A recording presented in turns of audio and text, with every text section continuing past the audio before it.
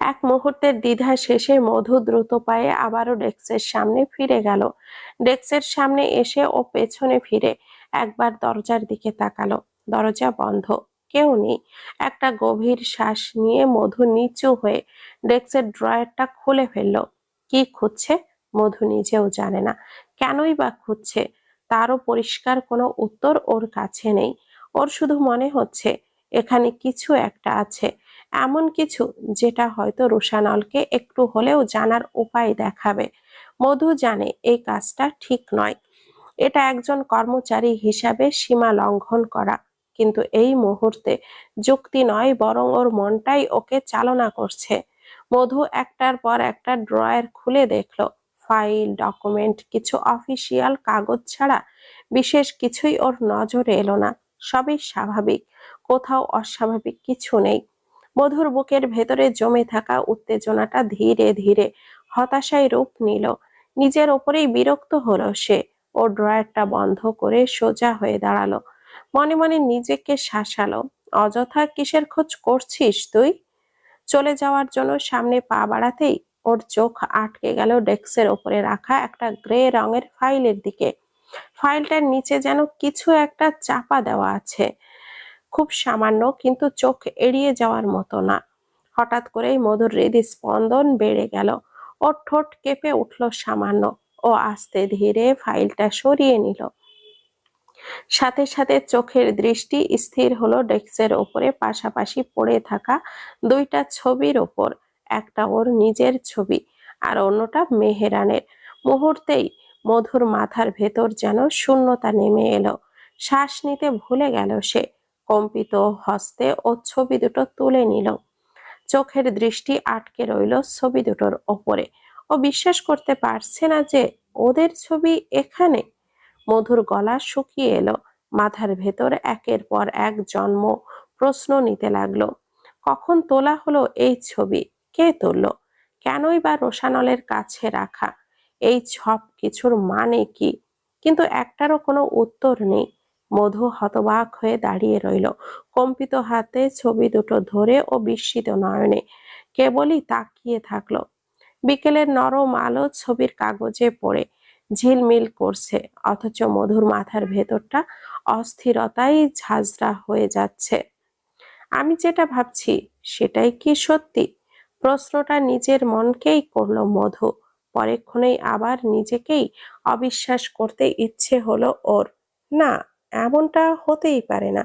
যদি সত্যি তাই হয়, তাহলে কেন সে কিছু বলছে না? কেন কিছু স্বীকার করছে না? কেন এই নীরবতা, এই দূরত্ব, এই অদ্ভুত আচরণ? মধু ভেতরে ভেতরে কেঁপে উঠল। ও ছবির দিকে তাকিয়ে থাকতে থাকতেই মনে পড়ল আজকের সকালের রুশানলের বলা কথাগুলো। আজ কি স্বাভাবিকভাবেই বলছিল মেহরানের বাবা হতে তার একটুও প্রবলেম নেই। তখন কথাটা শুনে মধুর অদ্ভুত লেগেছিল ঠিকই, কিন্তু বিষয়টাকে সিরিয়াসলি নেয়নি। লোকটা কেন বলেছিল এমন টাইপের কথা? এইসব কি কেবলই নিছক কাকতালীয়? মধুর মাথার ভেতরটা যেন দপদপ করে উঠল। ও দুই হাত দিয়ে কপালটা চেপে ধরলো। ওর মনে হচ্ছে ও হয়তো পাগল হয়ে যাবে। কোনটা সত্যি কোনটা অভিনয় সবকিছুই গুলিয়ে যাচ্ছে। স্মৃতি, অনুভূতি, সন্দেহ সব মিলে মিশে ধোঁয়াশা তৈরি করছে। ওর মনে হচ্ছে ও ঘন কুয়াশার ভেতরে দাঁড়িয়ে আছে, যেখান থেকে সামনের কোনো কিছুই স্পষ্ট দেখা যাচ্ছে না। ওর হৃদস্পন্দন এত দ্রুত হচ্ছে যে বুকের ভেতরটা অবধি ব্যথা করছে। ও চোখটা বন্ধ করলো এক মুহূর্তের জন্য। গভীর শ্বাস নেওয়ার চেষ্টা করলো, কিন্তু তাতেও কাজ হলো না। ওর ভেতরটা চিৎকার করে বলতে চাইছে, এতদিন যা ছিল তাহলে সবটাই অভিনয়? আমাকে এতদিন অন্ধকারে রেখেছে, নাকি সে যা বলছে সেটাই, সেই সবটাই সত্যি? এই ভাবনাগুলো মধুর আর সহ্য হচ্ছে না। ওর চোখের এক ধরনের দৃঢ়তা এসে জমা হলো। ও মনে মনে সিদ্ধান্ত নিয়ে ফেলেছে, সত্যিটা যাই হোক ও সেটা বের করবেই। নিজেকে এই অন্ধকারের ভেতরে কোনোভাবে আটকে রাখতে চায় না। সত্যি রোশানল আর জাওয়াদ যদি একই ব্যক্তি হয়, তাহলে এতদিন ধরে মিথ্যার একটা মুখোশ পরে অভিনয় করে ওকে কষ্ট দেওয়া, ওর বিশ্বাস ভঙ্গ করার হিসাব তাকে দিতেই হবে। মধুর ছবি দুটো ফাইলের নিচে রেখে দিল, ঠিক যেভাবে ছিল সেভাবেই, যেন রোশানল কিছুই বুঝতে না পারে। একটা দৃঢ় শ্বাস ফেলে ও কেবিন থেকে বেরিয়ে এসে দরজাটা আলতো করে বন্ধ করে দিল। করিডোরটা নিস্তব্ধ, আর বিকেলের আলোটাও ফিকে হয়ে এসেছে। গোধূলির আলোটা ম্লান হয়ে ধরণীর বুকে আছড়ে পড়ছে। পাহাড়ের গা বেয়ে নেমে আসা বাতাসে সন্ধ্যার শীতলতা মিশে আছে। দূরে কোথাও শোনা যাচ্ছে পাখির ডানা ঝাপটানোর ক্ষীণ আওয়াজ। রোশানলের সাদা গাড়িটা পাহাড়ের আঁকা বাঁকা সরু রাস্তা ধরে এগিয়ে চলেছে। দুই পাশে উঁচু পাহাড় আর নিচের ভয়ঙ্কর গভীর খাদ। রাস্তার দুই পাশে বড় বড় গাছ দাঁড়িয়ে আছে নিঃশব্দ প্রহরীর মতো। ড্রাইভিং সিটে বসে এক মনে গাড়ি চালাচ্ছে রোশানল। ওর হাত দুটো স্টিয়ারিং এর ওপরে রাখা, আর চোখের দৃষ্টি স্থির সামনের রাস্তায়। কিছুক্ষণ পর একটা মোড়ে বাঁক নিতে গিয়েও ও টের পেল কিছু একটা ঠিকঠাক নেই। পায়ের চাপ অনুযায়ী গাড়ির গতি কমছে না। রোশানল আবারও ব্রেকের উপরে চাপ প্রয়োগ করলো, কিন্তু কোনো রকম প্রতিক্রিয়া নেই। গাড়িটা এক প্রকার নিয়ন্ত্রণহীন হয়ে পড়েছে। মুহূর্তেই ওর চোখের কোণ তীক্ষ্ণ হয়ে উঠল। ওর বুদ্ধিদীপ্ত মস্তিষ্কের সঙ্গে সঙ্গে বুঝে পেল পরিস্থিতি কতটা ভয়াবহ। সামনের দিকে বিশাল পাহাড়ি খাদ। এই গতিতে ব্রেক না ধরলে গাড়িটা সোজা খাদে গিয়ে পড়বে, এতে কোনো সন্দেহ নেই। রোশানল আবারও ব্রেক টানার চেষ্টা করলো, একবার দুইবার, বারবার। ও স্টিয়ারিং শক্ত করে ধরে গাড়িটাকে নিয়ন্ত্রণ রাখার চেষ্টা করলো, কিন্তু লাভ হলো না। গাড়িটা ঝড়ের গতিতে ছুটছে সামনের দিকে। স্টিয়ারিং কাঁপছে, টায়ারের ঘর্ষণে চারপাশে বিকট শব্দ হচ্ছে। এক মুহূর্তে ওকে দুটো সিদ্ধান্ত নিতে হবে, হয় চলন্ত গাড়ি থেকে ঝাঁপ দেওয়া, আর না হলে গাড়ি সহ খাদে পড়ে যাওয়া। রোশানল ঠোঁট চেপে ধরল। ঝাঁপ দেওয়ার কথা ভাবলো ঠিকই, কিন্তু এই গতিতে এমন কাজ করা মানে গুরুতর আহত হওয়া, হয়তো বা মৃত্যুও হতে পারে। তবুও এর বিকল্প আর কি আছে? ও স্টিয়ারিং ছেড়ে গাড়ির ডোরটা খুলতে নিবে, কিন্তু সময় ওকে সেই সুযোগ দিল না। এর মধ্যে গাড়িটা সজোরে ধাক্কা খেলো পাহাড়ি রাস্তার বাঁকে। ভয়ঙ্কর একটা শব্দে চারপাশ কেঁপে উঠল। ধাতবের সাথে শরীরের ঘর্ষণের বাতাসে ফেটে গেল। গাড়িটা কয়েকবার ঘুরে গিয়ে রাস্তার ধারে আছড়ে পড়ল। গোধূলির আলোটা তখনও পাহাড়ের গায়ে নিভু নিভু করে জ্বলছে। ধোঁয়া আর ধুলোতে চারপাশ আচ্ছন্ন হয়ে উঠল। পাহাড়ি নিস্তব্ধতা ভেঙে শুধু প্রতিধ্বনিত হতে লাগলো ঘর্ষণের রেশ। সবকিছু থমকে গেল এক ভয়াবহ নিস্তব্ধতায়। ঘড়ির কাঁটা রাত একটার ঘর পেরিয়েছে। নিশ্ছিদ্র নীরবতার ভেতরে রাত তার নিজস্ব সৌন্দর্য মেলে ধরছে। জানালার কাচের ওপারে শহরের আলো দূরে দূরে ঝিলমিল করছে।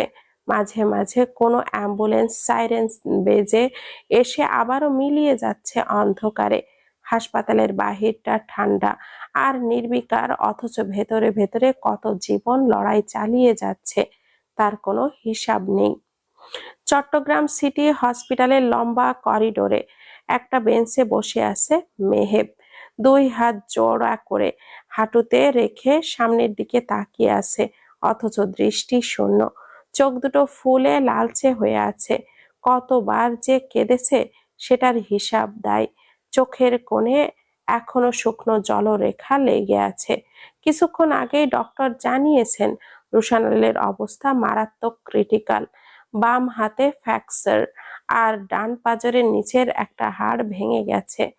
মাথায় প্রচন্ড আঘাত লাগার কারণে ইন্টারনাল অনেক ব্লিডিং হয়েছে।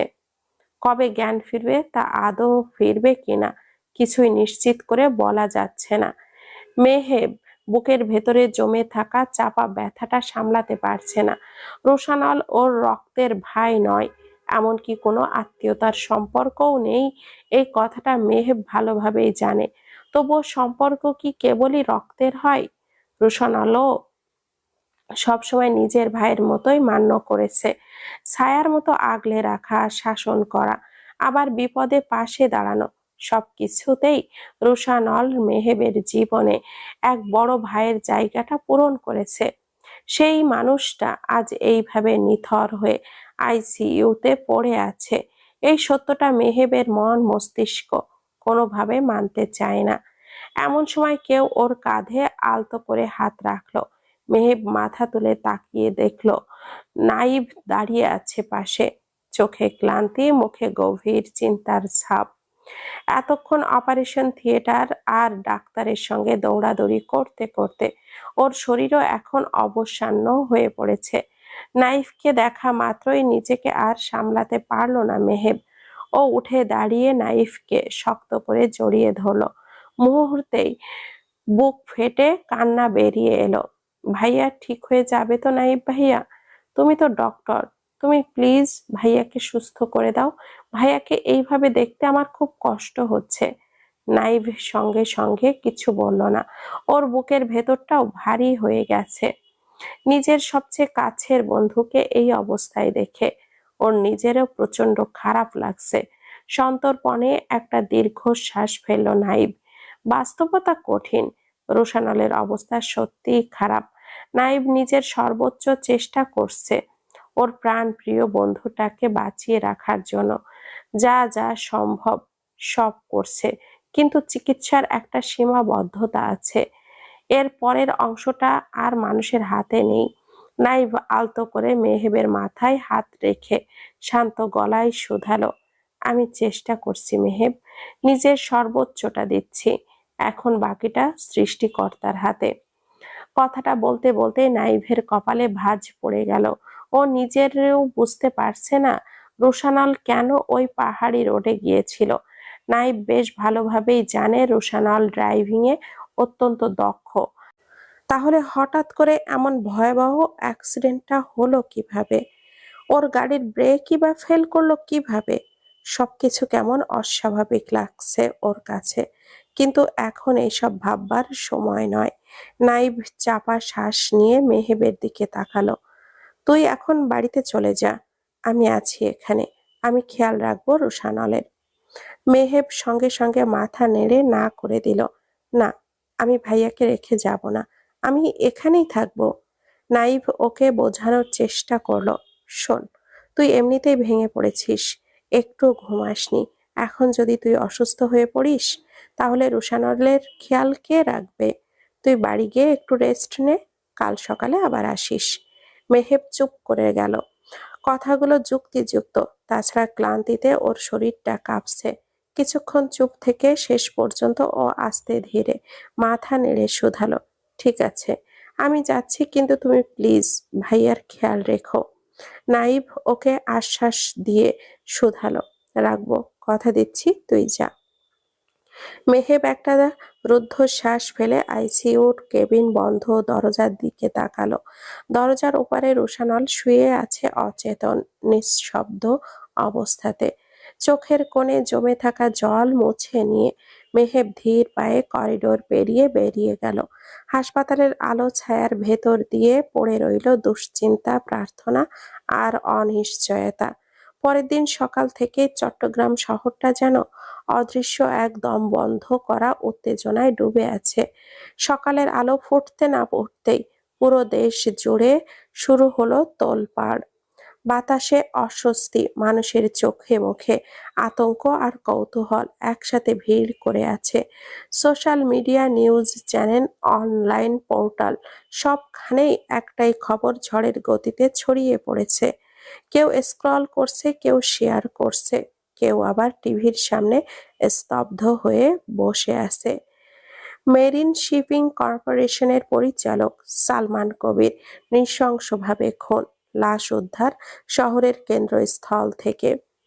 এই একটি শিরোনামই যথেষ্ট ছিল পুরো দেশকে নাড়িয়ে দেওয়ার জন্য। মাত্র 2 সপ্তাহ আগে চট্টগ্রামের সাবেক এমপি আশিক সরকারের খুন দেশের মানুষকে স্তব্ধ করে দিয়েছিল। সেই খুনের তদন্ত এখনো অন্ধকারে আটকে আছে। পুলিশ বারবার বলছে তদন্ত চলছে, কিন্তু ফলাফল শূন্য। আর এর মধ্যেই আরেকটা খুন। সালমান কবির ছিল আশিক সরকারের মতোই অত্যন্ত প্রভাবশালী একজন মানুষ। ক্ষমতা, রাজনীতি আর প্রভাব, এই তিনের জোরে সে নিজেকে সবসময় অপ্রতিরোধ্য ভাবত। এমন একজন মানুষের অস্বাভাবিক মৃত্যু যে দেশ জুড়ে আতঙ্ক ছড়াবে, সেটাই স্বাভাবিক। রাতের শেষ প্রহরে চট্টগ্রাম শহরের সবচেয়ে ব্যস্ত চত্বরগুলোর একটির মাঝখানে উদ্ধার করা হয় সালমান কবিরের বিকৃত মৃতদেহ। ভোরের আলো ফুটতেই পুলিশ লাইন টেনে এরিয়াটা ঘিরে ফেলেছে। চারপাশে মানুষের ভিড়, ক্যামেরার ফ্ল্যাশ, সাংবাদিকদের ব্যস্ত কণ্ঠ, সব মিলিয়ে জায়গাটা যেন মৃত্যু আর আতঙ্কের প্রদর্শনীতে পরিণত হয়েছে। প্রত্যক্ষদর্শীরা যা দেখেছে তা ভাষায় প্রকাশ করা কঠিন। সালমান কবিরের দেহটা ছিল ভয়াবহ ক্ষতবিক্ষত। এমন অবস্থায় তাকে পাওয়া গেছে যে দেখা মাত্রই মানুষ আতঙ্কে শিউরে উঠেছে। শরীর জুড়ে রয়েছে নির্মমতার স্পষ্ট চিহ্ন। হাতের সবগুলো আঙ্গুল কাটা, কনুই পর্যন্ত চামড়া তুলে ফেলা হয়েছে, বুক চিরে হৃৎপিণ্ড বের করে নেওয়া হয়েছে। সব মিলিয়ে পুরো মৃতদেহ জুড়ে রয়েছে ভয়াবহতার এমন চিহ্ন, যেন ইচ্ছাকৃতভাবেই এইসব রেখে যাওয়া হয়েছে। এই খুন শুধু একজন মানুষকে হত্যা নয়, এ যেন প্রকাশ্য চ্যালেঞ্জ। কে করলো, কেন করলো, কার সাথে শত্রুতা ছিল, এর পেছনে কি আশিক সরকারের খুনের কোনো যোগসূত্র আছে? পুলিশের কাছে কোনো স্পষ্ট উত্তর নেই। মিডিয়া একের পর এক অনুমান ছুড়ছে। কেউ বলছে রাজনৈতিক প্রতিহিংসা, কেউ বলছে ব্যবসায়িক দ্বন্দ্ব, আবার কেউ বলছে এটা কোনো সিরিয়াল কিলারের কাজ। পুলিশের পক্ষ থেকে প্রাথমিকভাবে বলা হয়েছে এটি একটি পরিকল্পিত হত্যাকাণ্ড, তবে এখনো কোনো সন্দেহভাজনের নাম প্রকাশ করা হয়নি। তদন্ত চলছে জোরে সোরে। শহরের গুরুত্বপূর্ণ সিসিটিভি ফুটেজ খতিয়ে দেখা হচ্ছে, রাজনৈতিক যোগসূত্র খোঁজ হচ্ছে, পুরনো শত্রুতার তালিকার নতুন করে বের করা হচ্ছে। আশিক সরকার আর সালমান কবির দুজনেই ছিল একই বৃত্তের মানুষ, দুজনেই ক্ষমতার চূড়ায় থাকা এমন মুখ যাদের বিরুদ্ধে কেউ মুখ খুলতে সাহস পেত না। আর এখন দুজনেই মৃত। সময়টা এখন সকাল ৯টা। সূর্য উঠেছে ঠিকই, কিন্তু তার আলো বদ্ধ ঘরটার ভেতরে পৌঁছাতে পারল না। স্যাঁতসেঁতে দেওয়াল, জানালাবিহীন ঘরটার ভেতরে কেবলই মাথার উপরে টিমটিম করে জ্বলছে একটা হলুদাভ বাল্ব। সেই আলোয় ঘরটা আরো বেশি ভয়ঙ্কর, আরো বেশি শ্বাসরুদ্ধকর লাগছে। ঘরের মাঝখানের মেঝের ওপর হাত পা শক্ত করে বাঁধা অবস্থায় পড়ে আছে আজিজ তালুকদার।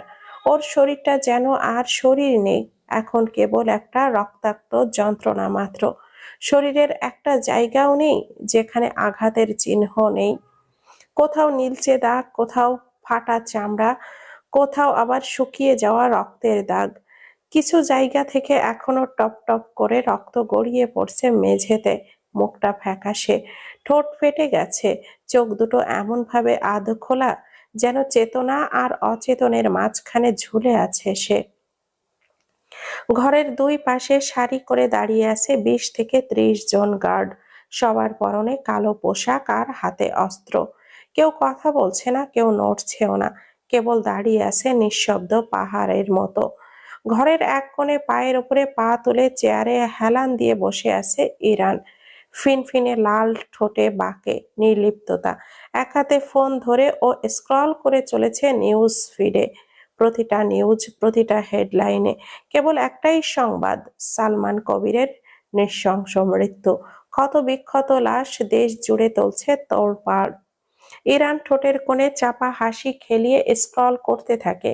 কেউ লিখছে, এত নিষ্ঠুরভাবে খুন কেন? কেউ আফসোস করছে, যাই হোক মানুষ তো মানুষই। কেউ আবার শিউরে উঠছে ছবিগুলো দেখে। ইরান আঙ্গুলের ডগা দিয়ে নিজের কপালের এক পাশটার চুলকে নিল।